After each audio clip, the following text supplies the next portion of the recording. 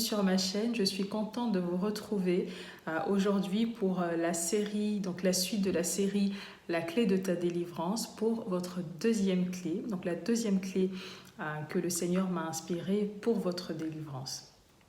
Et donc aujourd'hui, on va parler de la séparation. La séparation, c'est la deuxième clé que le Seigneur m'a inspirée. Alors, la séparation de quoi ? En fait, le Seigneur m'a inspiré donc trois points, desquels vous allez devoir vous séparer pour véritablement donc expérimenter l'abondance que Christ est venu vous apporter en se sacrifiant à la croix. Donc, il y a trois points. Il y a la séparation dans un premier temps des personnes. Il y a la séparation d'objets en deuxième lieu, et il y a la séparation d'un certain schéma de pensée. Alors avant d'aller en profondeur dans ça, je vais d'abord rappeler un petit peu un point.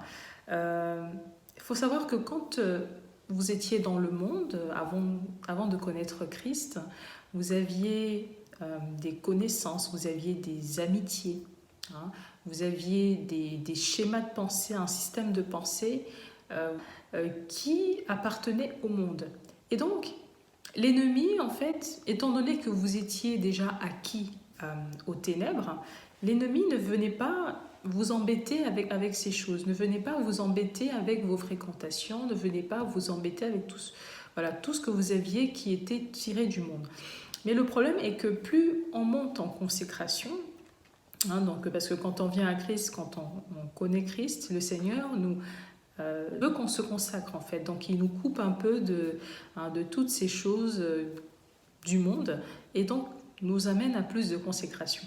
Et donc plus on monte en consécration, plus finalement les choses qu'on a héritées du monde peuvent devenir des points d'accès pour que l'ennemi justement vienne nous voler, nous égorger, nous détruire à travers notre vie.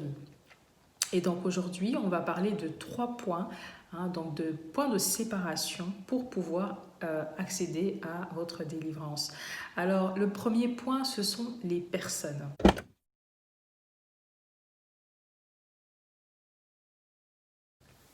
Alors, il faut se séparer de certaines personnes. Alors, on ne dit pas de ne plus parler aux personnes qu'on connaissait avant et tout ça. Mais il faut comprendre qu'il y a des amitiés mondaines.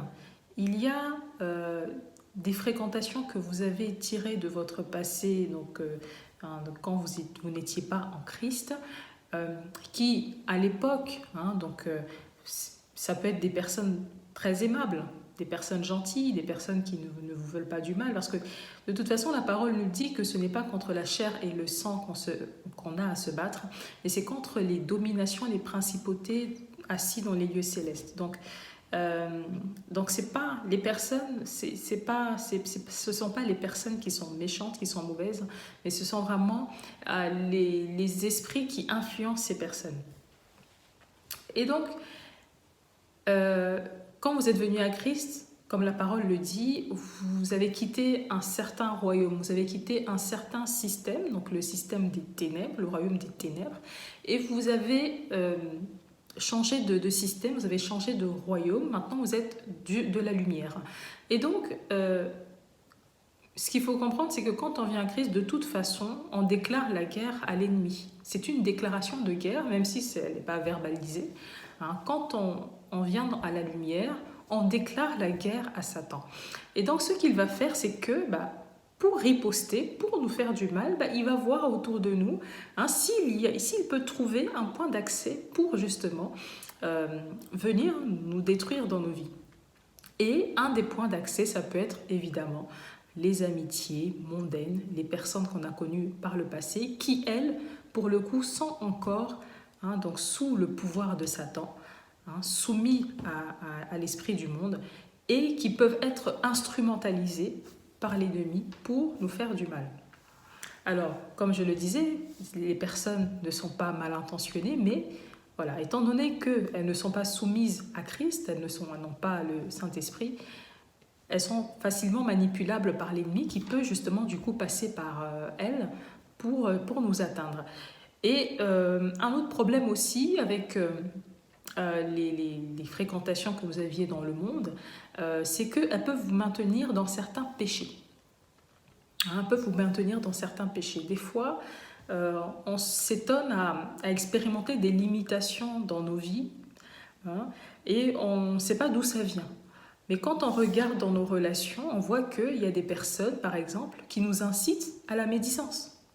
Ça peut être aussi bête que ça. Hein, le fait d'être dans des relations comme ça, où les personnes n'ont pas, de toute évidence, ces personnes-là n'ont pas les valeurs de Christ, ne partagent pas votre foi, ne partagent pas vos valeurs, des valeurs bibliques, d'accord? Et donc pour elles, médire, c'est normal, c'est pas un problème, d'accord? Et évidemment, pour elles, ça n'entraîne pas forcément de conséquences sur le coup. Mais pour vous qui êtes de la lumière, hein, quand vous commencez à emprunter ces voies-là, eh ben, ça va vous porter préjudice et justement, ça sera une excuse toute trouvée pour l'ennemi pour maintenant commencer à agir dans votre vie, donc à voler, égorger, détruire. Donc c'est important de mettre une séparation, c'est important véritablement de nous séparer de ces points, en fait en gros de fermer tous ces points d'accès que l'ennemi peut avoir dans notre vie, donc en entretenant des relations avec des personnes qui n'ont plus rien à voir avec votre nouveau positionnement spirituel. Parce que quand vous êtes dans la lumière, vous avez un nouveau positionnement spirituel, vous êtes enfant de Dieu, vous n'êtes plus... ceux qui sont nés de Dieu ne pêchent plus, mais ceux qui pêchent sont du diable parce que lui, il pêche depuis le commencement. Donc tout simplement. Donc voilà, le premier point, c'est véritablement la séparation d'avec les amitiés mondaines, hein, donc, parce qu'elles vous entraînent dans le péché et parce que finalement ce sont des portes par lesquelles l'ennemi peut passer. La parole nous dit de ne pas se mettre avec les infidèles sous un joug étranger. La parole nous dit cela, ne pas se mettre avec les infidèles sous un joug étranger. Et ce n'est pas pour rien, c'est vraiment qu'il y a un risque à faire cela. Parce que quand on est sous un joug étranger, finalement, il peut tout nous arriver. L'ennemi peut véritablement nous atteindre facilement de cette façon. Le deuxième point de séparation, c'est vraiment les objets.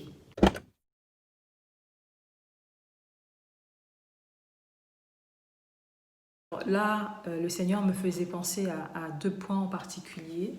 Hein, ça peut être par exemple des objets religieux. Alors, souvent, je ne sais pas, par exemple, vous étiez catholique et donc vous aviez tout un tas d'objets, des chapelets, ça peut être les statuettes, les petites statuettes à la Vierge Marie, ça peut être carrément des autels dédiés à la Vierge Marie et tout ça. Hein. Faut savoir que tout ça n'est pas biblique. Hein. Tous ces rituels autour de la figure de Marie ou des figures de les anges ou les saints, hein, d'accord, c'est pas biblique, c'est pas les fondements, c'est purement humain. Ce sont des choses qui ont été mis en place par des ce sont des dogmes humains. C'est pas la parole de Dieu, c'est pas fondé sur la parole de Dieu, hein, et donc ça constitue autant de points d'accès évidemment à l'ennemi dans nos vies pour nous détruire. Hein.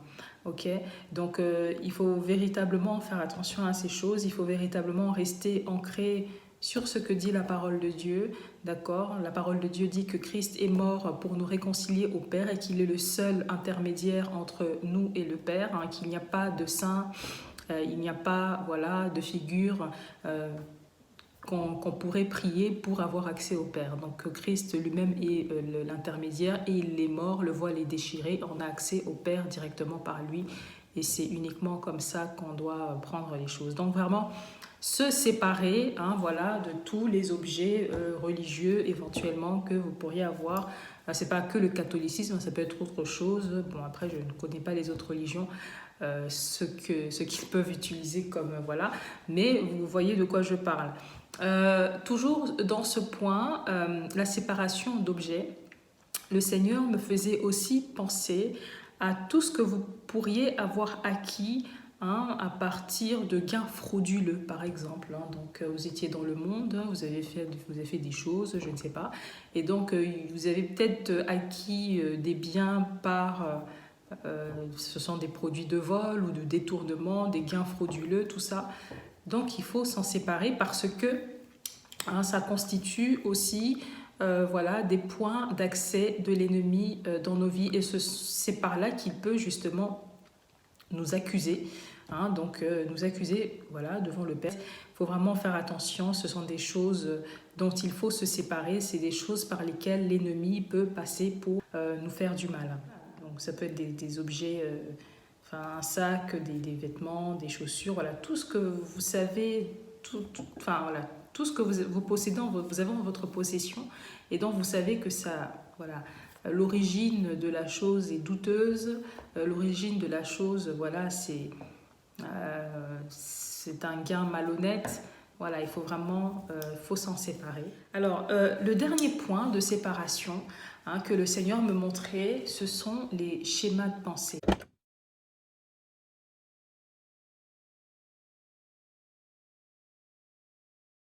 Alors ça, c'est assez subtil, c'est quelque chose qu'on ne voit pas a priori. C'est pour ça que la parole de Dieu nous recommande d'être transformés par le renouvellement de l'intelligence. Parce que justement, quand on est dans le monde, on a une certaine façon de voir les choses, on a une certaine façon d'appréhender, oui, voilà, un certain système de pensée qui est hérité du monde et qui n'est pas biblique. Quand on n'a pas l'intelligence renouvelée, quand on ne base pas son schéma de pensée sur la parole de Dieu telle qu'elle est écrite, des fois on peut avoir des limitations. On peut avoir des limitations et justement on peut se maintenir dans une certaine captivité, tout seul par notre façon de penser. Par exemple, je peux prendre l'exemple de la maladie par exemple, on peut être maintenu dans la maladie alors que parce que justement on a un certain schéma de pensée qui n'est pas biblique.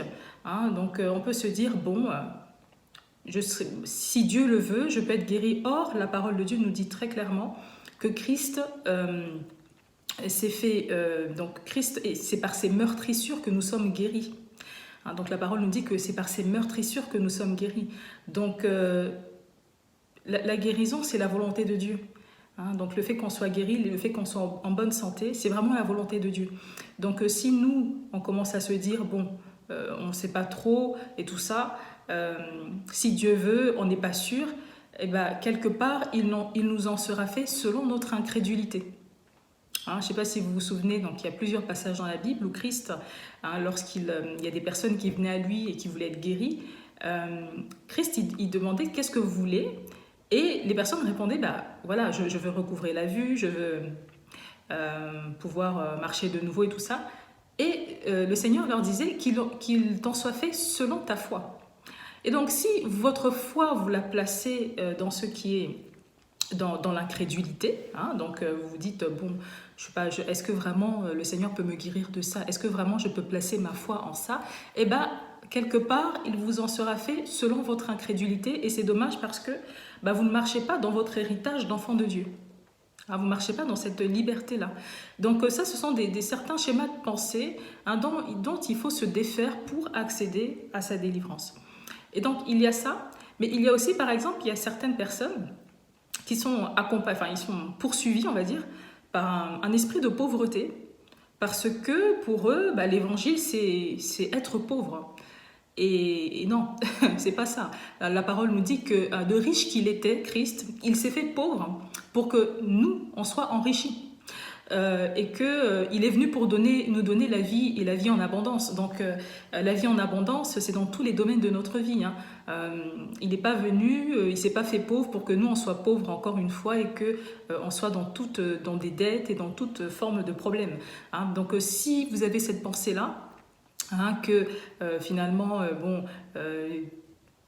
tant que je suis sauvée, tant que j'ai donné ma vie à Christ et puis Christ de toute façon il était pauvre, alors c'est le modèle que je dois suivre, bah, il vous en sera fait encore une fois là selon votre foi. Donc si vous placez votre foi dans de mauvaises, dans de fausses, dans de faux schémas de pensée, dans de faux raisonnements, voilà, et ben, vous n'allez pouvoir récolter que ce que vous pensez. Donc c'est vraiment très important de revoir tout ça, hein, c'est vraiment très important. Donc beaucoup de chrétiens ne marchent pas dans la liberté exacte pour laquelle Christ est mort. Et ça, c'est vraiment dommage. Hein. Donc, il faut vraiment revoir tous ces points. Donc, j'ai dit, il y a la séparation des personnes, il y a la séparation des objets, et il y a la séparation de certains schémas de pensée. Et d'ailleurs, moi, le Seigneur m'expliquait aussi que, hein, il y a, par exemple, pour ceux qui vivent en Occident, en France en particulier, vous savez que souvent quand on ne travaille pas, hein, donc l'État met en place des systèmes d'allocation, chômage, pour justement pouvoir les aider. Et ça, c'est une forme d'assistanat. Et donc, si vous placez votre foi en ça, si vous vous dites, bah, j'ai pas d'argent, je vais aller, on va m'aider, quelque part, c'est aussi attirer l'esprit de pauvreté. Donc, au lieu de mettre votre foi en Dieu que bah, là où j'ai pas, il va pourvoir, là où j'ai pas, il va pouvoir, je sais pas, me trouver un travail ou faire en sorte que je m'en sorte, mais vous préférez vous en remettre à un système qui est là, hein, et en plus, bon, qui vous donne très peu finalement, bah, quelque part, vous ouvrez une porte à l'esprit de pauvreté dans votre vie. Voilà, et vous vous condamnez à ne pas réussir quelque part. Donc c'est vraiment important d'avoir le bon schéma de pensée, d'avoir l'intelligence renouvelée, hein, pour marcher véritablement dans la liberté des enfants de Dieu. Donc je pense que c'était tout pour aujourd'hui. J'espère que tout a été clair. Et donc si vous avez des questions, n'hésitez pas à me les poser en commentaire. Et je vous dis à la prochaine. Ciao.